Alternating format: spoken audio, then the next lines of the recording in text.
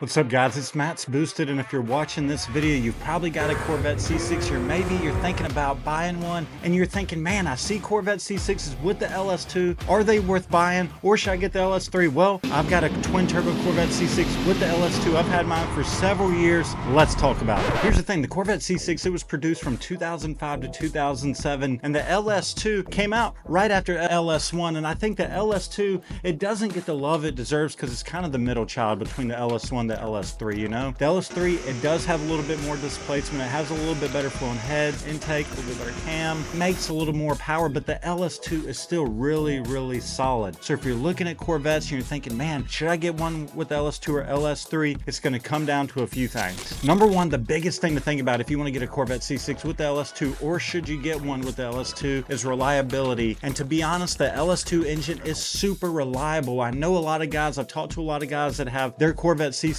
with the LS2 well over 150,000 miles, and they still have not skipped a beat. Some say the LS2s are practically bulletproof, and I can tell you, I have an LS2 in my Corvette C6 that makes over 1,000 horsepower wheel. Now, it does have a forged bottom end, but it's taken 21 pounds of boost pretty nicely. So from personal experience, even though the engine's built, the LS2 is super strong, but I know a lot of guys that have put a lot of miles on their LS2, and they're really solid. Now, the downfall about the LS2 engine is that it makes a little bit less horsepower than the LS3. You know, it's about 20 less horsepower, but you can make up for those gains. If you upgrade the intake, if you add some long tube headers in that bad boy and throw a tune, you're making over LS3 power most likely. Now, in all fairness, if you do those same mods to the LS3, you can make power as well, but the LS2, one of the best mods you can do is that upper intake, because that's really going to open it up. What's cool about the LS2 is that it's going to be cheaper, and that's going to be in the Corvette C6 and just in general. The LS2, you can probably get an LS2 C6 Corvette for about 23,000, 20K, even if you find the right one. Under 20K in a lot of circumstances. You may be able to find some LS3 Corvettes for around 3K, 5K more, so it really comes down to price when you're looking at LS2, LS3. The cool thing is, if you're just trying to get into Corvettes and you're looking around, you're thinking, man, I don't know if I should get one with the LS2, should I spend a little more to get the LS3? That really comes down to your long-term goals. If you're going heavily modded, big power, you don't mind spending the money, I would go ahead and get the LS3 and spend the extra money. But if you want to save a couple bucks, get into the Corvette game, not spend a ton of money, stay in a price range, get the LS2. And regardless, if you get the LS2 or LS3, they're gonna be super solid. The only thing you really need to worry about is the harmonic balancer. See if that's been replaced with like an ATI or Summit. If not, you're gonna need to replace that. That's probably the biggest issues on the LS2, LS3 engines. Otherwise, they're really solid. And the LS2, like the LS3, it responds to mods really well. If you put long tubes, if you put an intake, put a cam, throw a tune on that bad boy, you're gonna be making really good power. And at that point, you're gonna forget that it's not an LS3. So like I said, if you're looking at Corvette C6 and you're thinking LS2 or LS3, you can probably get a Corvette C6 with the LS2 under 20K, definitely under 25. If you get the LS3, I'd recommend going with the Grand Sport. You're probably gonna pay 30K plus for a Grand Sport. Either way, the LS2 is a really solid engine, and I would definitely get one if you're thinking about getting a Corvette and you don't want to spend a ton of extra money. If I was buying a Corvette C6 with the LS2, the only year model I would steer away from is the 2005 that had the